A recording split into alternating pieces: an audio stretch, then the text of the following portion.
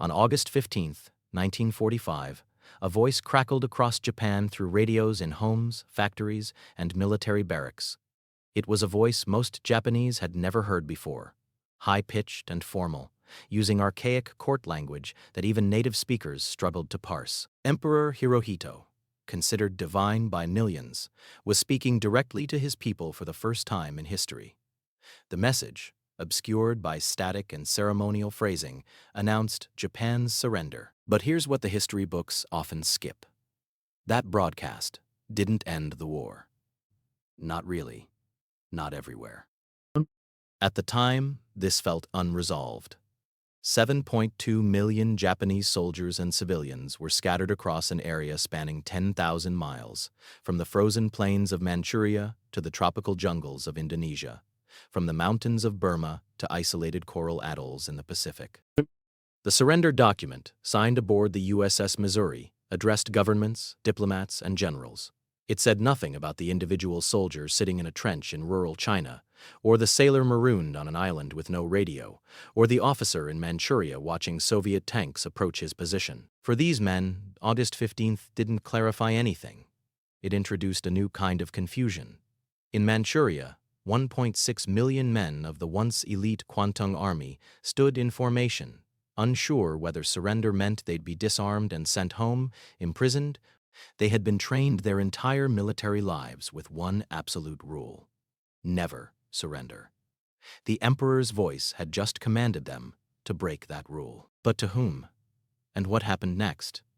In China, Japanese units were embedded in provinces the size of France, days or even weeks away from any functioning communication line. Some officers heard rumors of surrender and dismissed them as enemy propaganda. Others received the order but had no clear instructions on how to comply. Surrender to whom? The nationalist government? The communist forces in the countryside? Local warlords who controlled the roads? In Southeast Asia, the situation was even stranger. The colonial powers who had ruled these territories before the war, Britain, France, the Netherlands, hadn't returned yet. They were thousands of miles away, rebuilding their own shattered nations. In their absence, local independence movements, many of which had been armed and trained by the Japanese themselves to fight Europeans, were declaring new nations into existence. The Japanese soldiers in these places weren't sure if they were prisoners of war, allies of liberation, or witnesses to something they didn't understand. What occupation meant was entirely unclear. Would they return home? Were their families alive? Was Japan itself still a country, or had it been erased from the map? The map of Japanese military presence in August 1945 looked like a web with no spider. Threads stretched across the Pacific and Asia, but no center to hold them together. And no single authority had the power, the resources, or even the communication infrastructure to enforce surrender everywhere simultaneously. So while history textbooks print August 15, 1945 as the war's end date, that day marked something else entirely: the beginning of a long, chaotic, and often brutal unraveling. For millions of Japanese soldiers, the war didn't end on August 15th. It just stopped making sense. The Allied powers, America, Britain, and the Soviet Union, had spent years planning for Japan's defeat. They had drawn up surrender documents, assigned occupation zones, and prepared tribunals for war crimes trials. But all of this planning rested on one critical assumption: that Japan's command structure would enforce the surrender uniformly. That when the emperor spoke, 7 million men would lay down their weapons in unison and wait for instructions. That assumption collapsed almost immediately. General Douglas MacArthur's headquarters in Tokyo had authority on paper, sweeping almost imperial authority to reshape Japan. But it had no practical mechanism to reach a soldier in a cave in the Philippines, or a garrison commander in rural Manchuria who hadn't received new orders in 6 months. The Japanese government, technically still in existence, had been stripped of sovereignty. It couldn't negotiate for its soldiers abroad. It couldn't even guarantee their safety. And then there was the Soviet Union. Stalin's forces had entered the war against Japan only on August 8th, 1 week before the surrender. In that week, Soviet armies had smashed through Japanese defenses in Manchuria with shocking speed. Stalin's plans for the million-plus Japanese soldiers now in Soviet custody weren't disclosed to the other allies. At the time, this felt like a detail that could be sorted out later. It wasn't. Meanwhile, China was tearing itself apart. The nationalists, under Chiang Kai-shek, and the communists under Mao Zedong had spent years fighting each other, pausing only to occasionally fight Japan. Now, with Japan defeated, both sides saw the hundreds of thousands of surrendered Japanese soldiers as assets.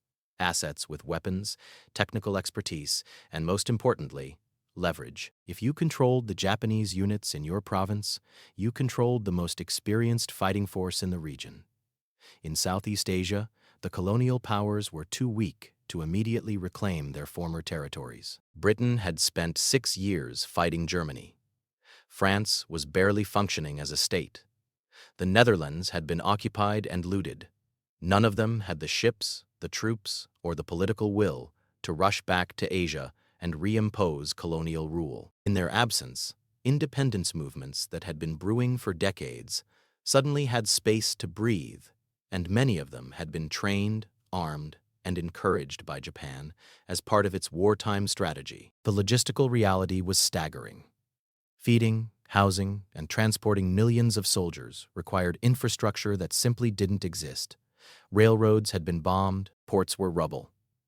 The merchant fleet was at the bottom of the ocean. Even if everyone had agreed on what to do, executing it would have taken years. No one agreed on who actually controlled these soldiers once the emperor's command lost enforceability. MacArthur's staff in Tokyo believed they had authority, but they were overwhelmed just managing the occupation of Japan itself. Repatriating millions of overseas soldiers was a secondary, almost tertiary concern. Stalin believed Japanese POWs were now Soviet property, reparations in human form for the infrastructure Japan had destroyed in Manchuria. Chiang Kai-shek wanted to use Japanese troops to hold territory against Mao's communists. Mao wanted to disarm the Japanese and seize their weapons. The British wanted the Japanese in Southeast Asia disarmed quickly, before they could aid independence movements. The independence movements wanted the Japanese to stay and help. And the Japanese soldiers themselves? Some wanted to go home. Some wanted to keep fighting, for Japan, for whoever would feed them, or simply because surrender felt like dishonor. Others just wanted to survive long enough to figure out what was happening. In late August 1945, no one could answer basic questions. How many Japanese soldiers were there, exactly, and where were they all? Who was responsible for feeding them while surrender was being processed? What happened to units that refused to surrender? Were they enemy combatants again, or just confused? If a Japanese soldier was captured by a local militia instead of a recognized government, what were his rights under international law? Did he have any? These questions weren't abstract. They shaped the fates of millions of men. And because no one answered them clearly in the chaotic weeks after August 15th, the answers were improvised. On trains heading to Siberia, in negotiations with Chinese warlords, in Indonesian villages where Japanese soldiers were asked to choose sides in a revolution they barely understood. In the final weeks of August, the Kwantung Army, once the pride of the Japanese Empire, the force that had conquered Manchuria in the 1930s, began an orderly surrender to Soviet forces. Officers formed their men into ranks. Weapons were stacked in neat piles. Interpreters negotiated terms with Red Army commanders. To many Japanese soldiers, this felt like a formality. Surrender, process paperwork, wait for the ships home. Weeks, maybe a month or two.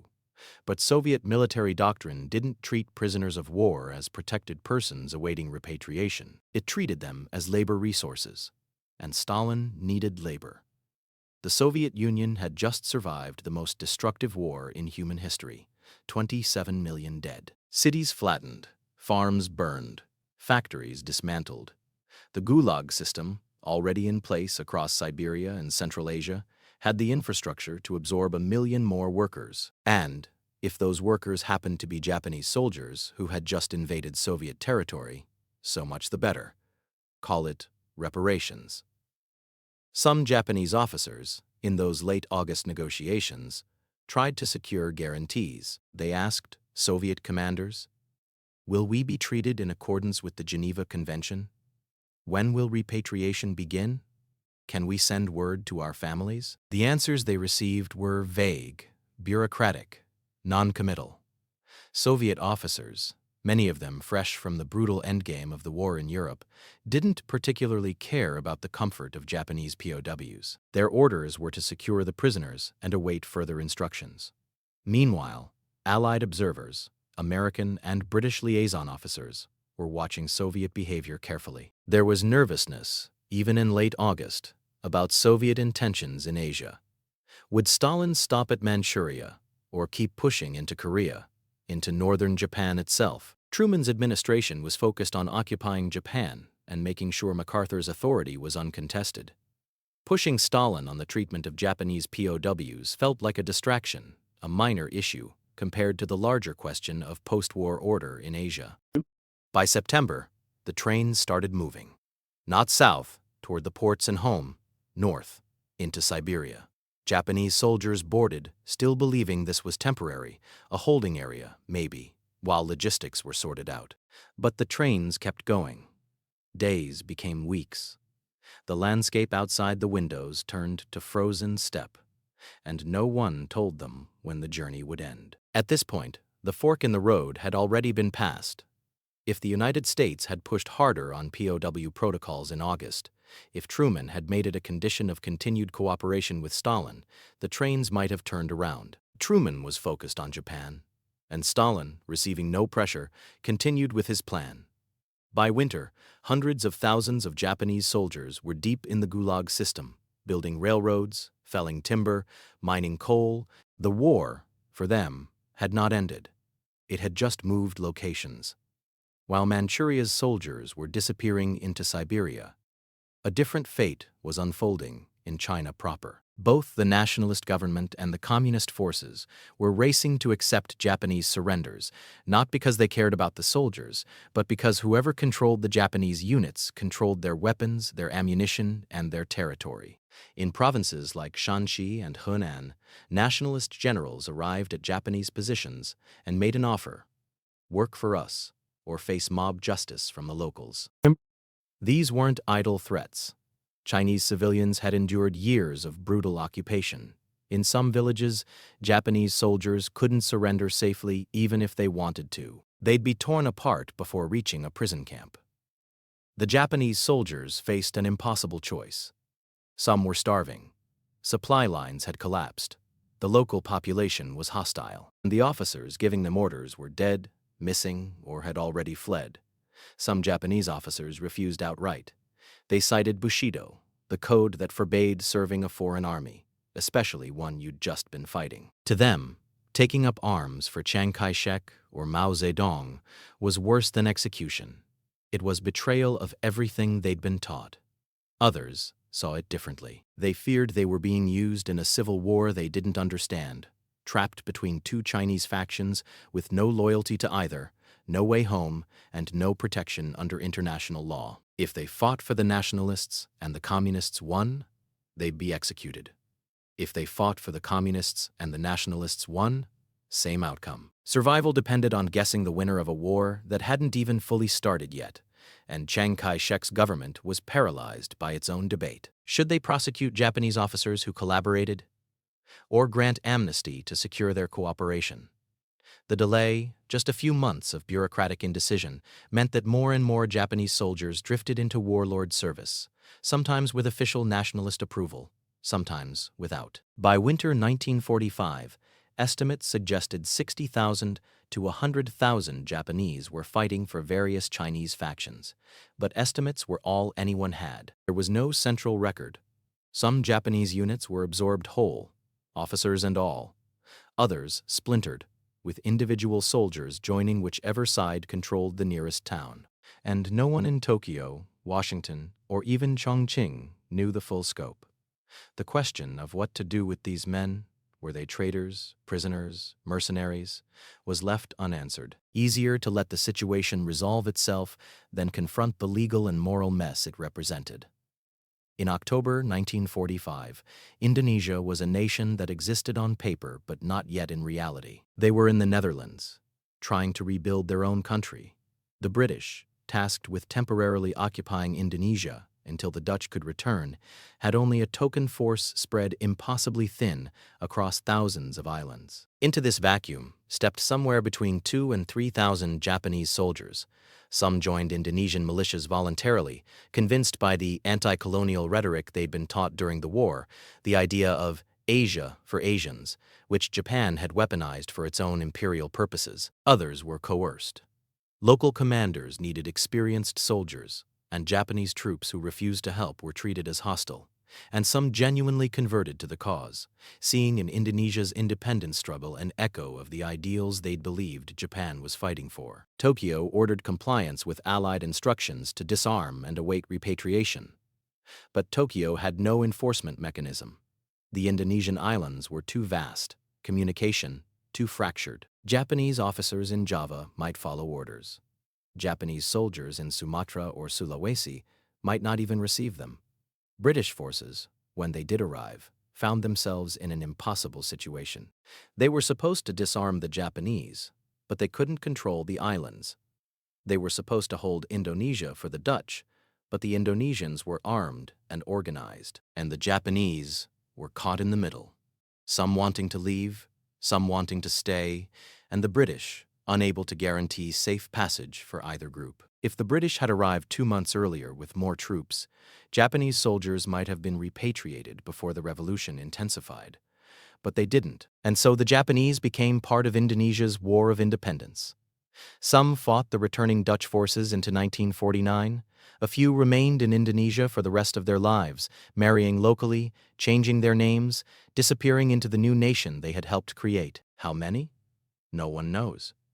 Records weren't kept, and the new Indonesian government had no interest in publicizing the role Japanese soldiers played in its founding myth. In late 1945, Ho Chi Minh's Viet Minh forces controlled large swaths of northern Vietnam, but they had a problem.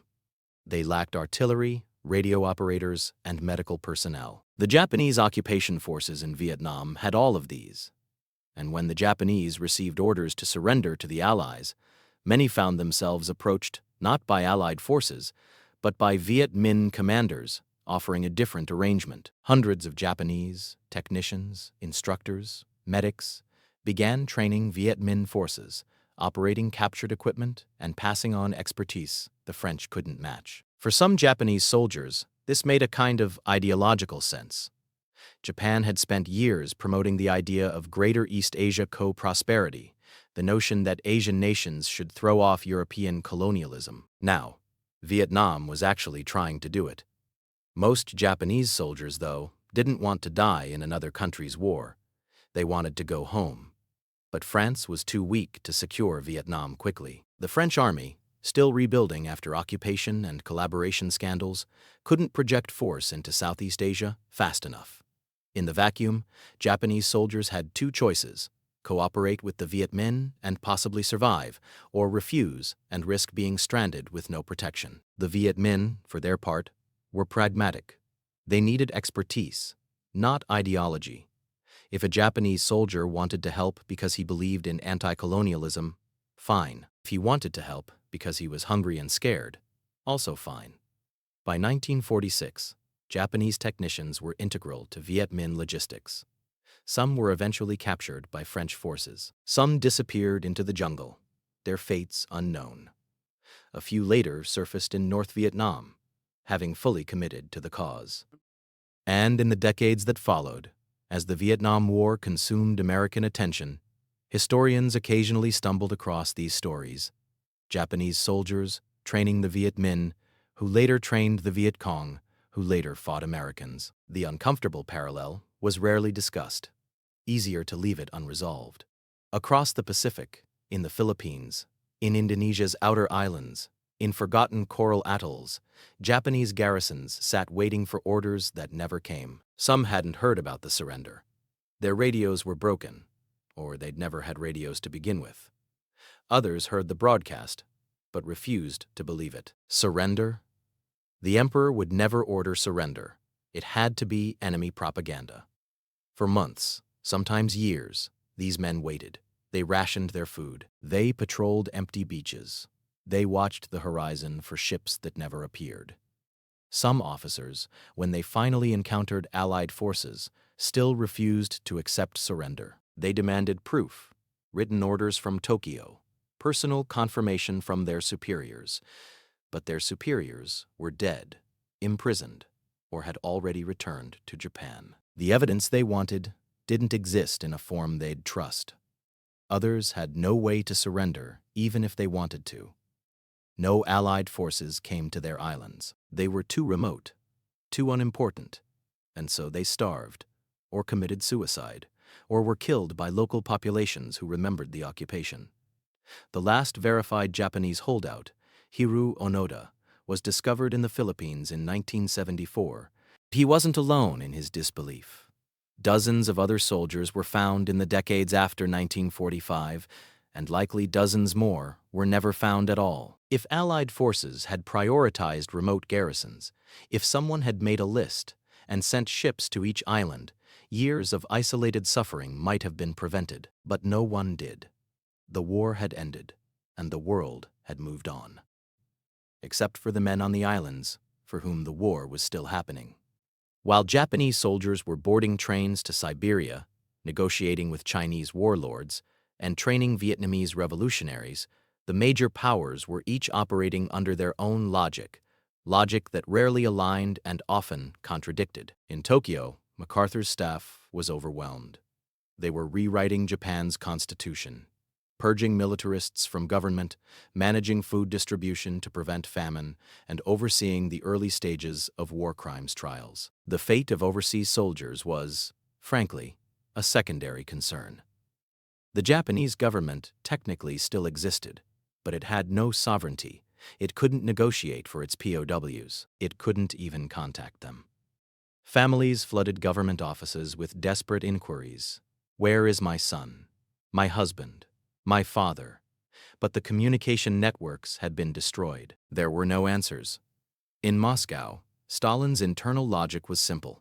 Japanese labor was reparations for the infrastructure Japan had built in Manchuria, railroads, factories, mines, all of which the Soviets now claimed. The Japanese POWs would rebuild Soviet infrastructure to replace it. Soviet citizens were unaware Japanese POWs even existed. The Gulag system operated in silence, and there was no public accountability. The Japanese were just another prisoner category, no different from German POWs or Soviet political prisoners.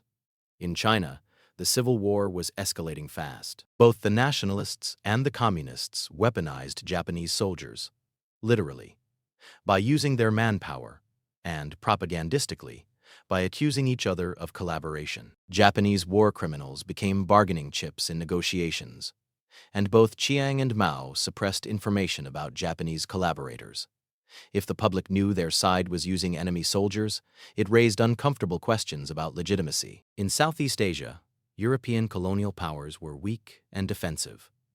Britain was stretched thin trying to manage temporary occupations in Indonesia, Malaya, and Burma. France was barely functioning as a state. The Netherlands was in no position to project force abroad. Meanwhile, local independence movements were emboldened. They had weapons, organization, and momentum. Japanese soldiers became ideological symbols, collaborators or liberators, depending on which side was telling the story. And Allied forces, British and Australian troops mostly, couldn't enforce repatriation consistently. They were too few, too tired, and too focused on their own withdrawals. In Washington, the American public wanted demobilization, not policing Asia. Millions of American soldiers were demanding to go home. The political pressure was immense. At the same time, the Cold War was emerging.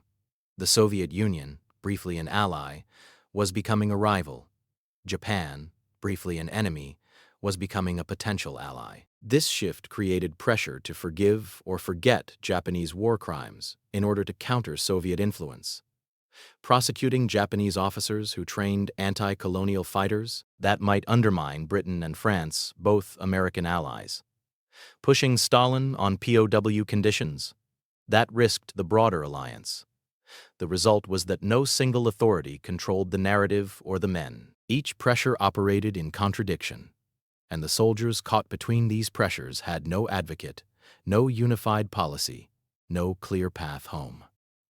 In the chaotic years after 1945, certain questions were postponed because answering them was politically inconvenient, legally complicated, or emotionally unbearable. Japan's government, once it regained a measure of autonomy, faced an impossible question.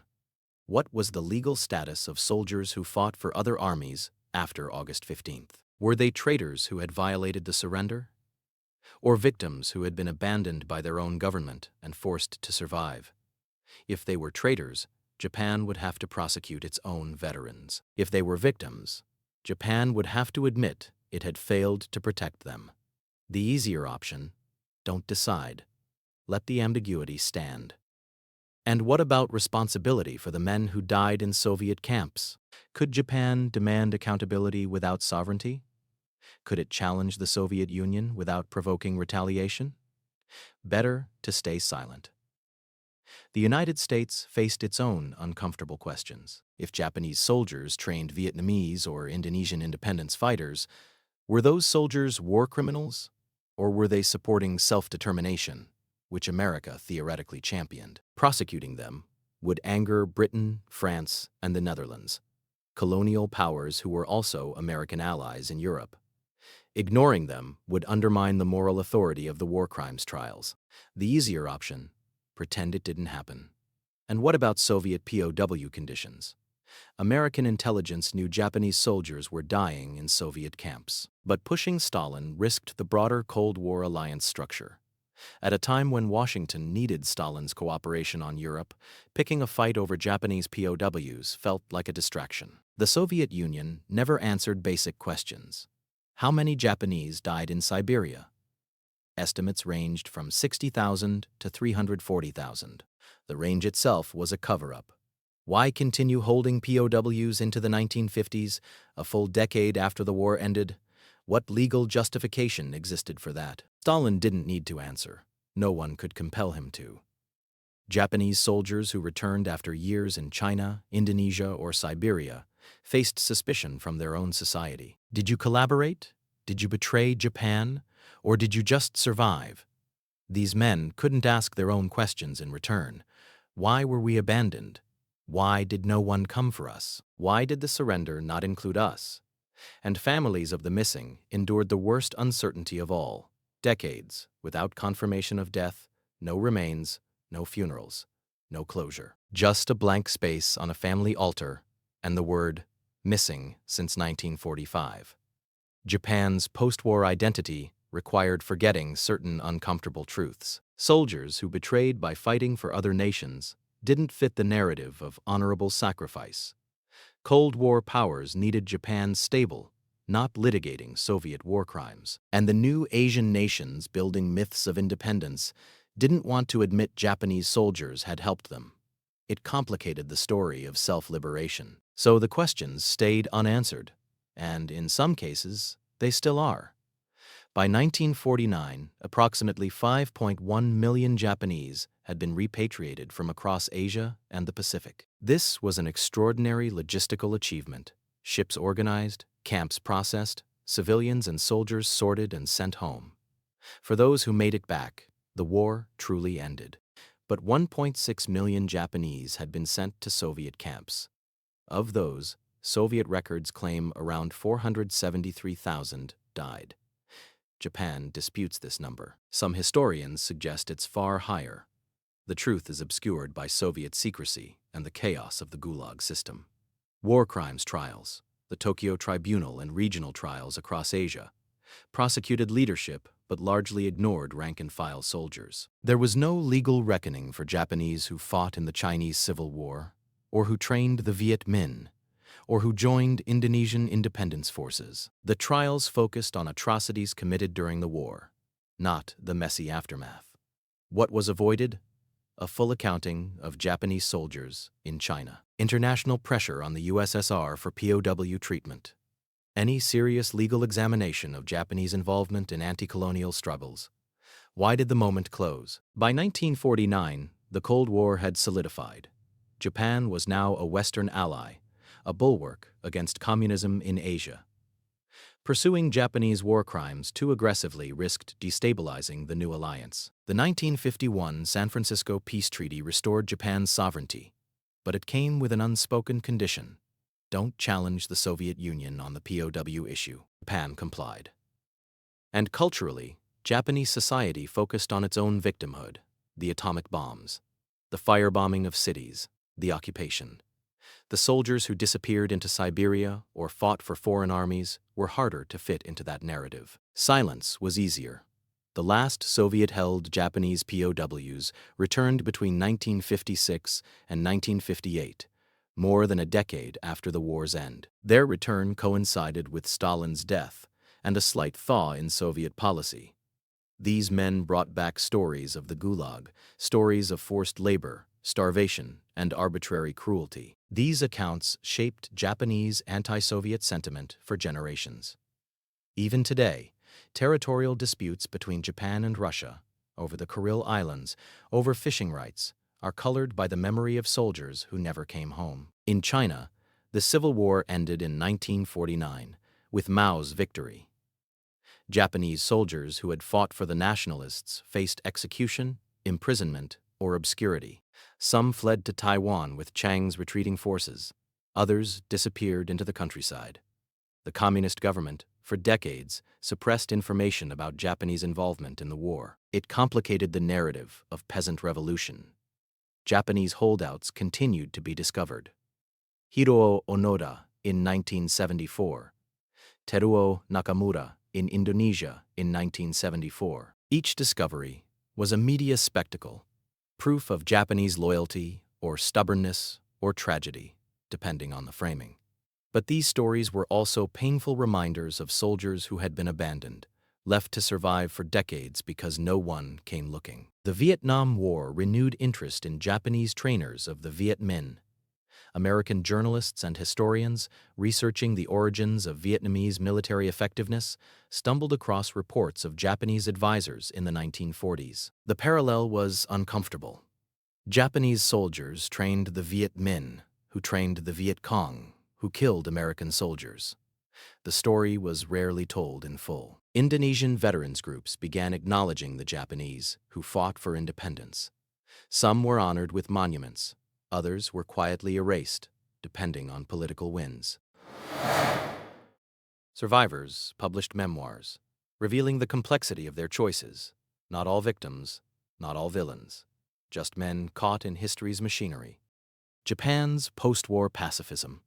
The renunciation of war, enshrined in Article 9 of its constitution, was partly rooted in the ambiguity of what soldiers did after surrender. It was easier to renounce war entirely than to parse complicity, collaboration, and coercion.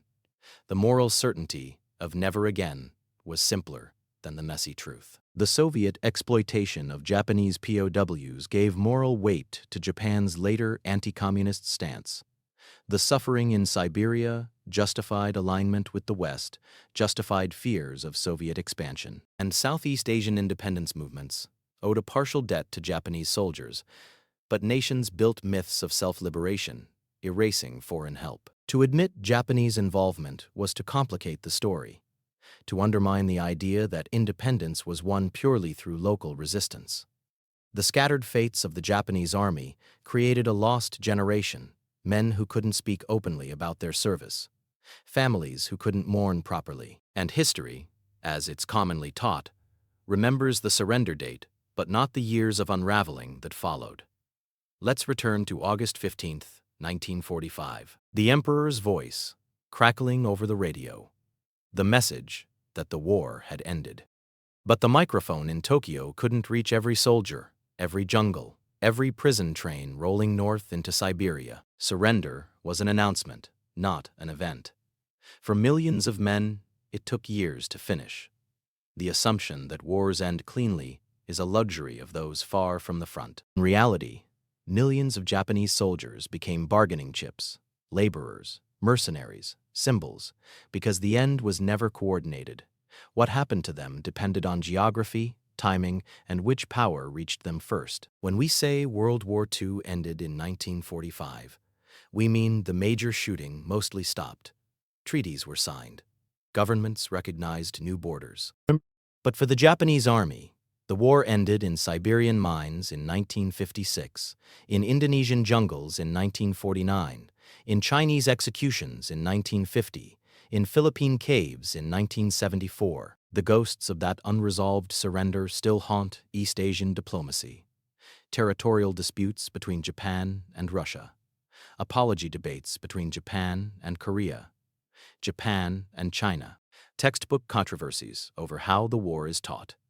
All of these are echoes of questions that were never fully answered in 1945. History's messy truth is that the war didn't end. It metastasized into a dozen smaller tragedies that no treaty could address. Picture a blank space on a Japanese family altar. No body, no confirmed death date, just a name, and the words missing since 1945. Now multiply that by hundreds of thousands. That's what really happened to the Japanese army after World War II ended.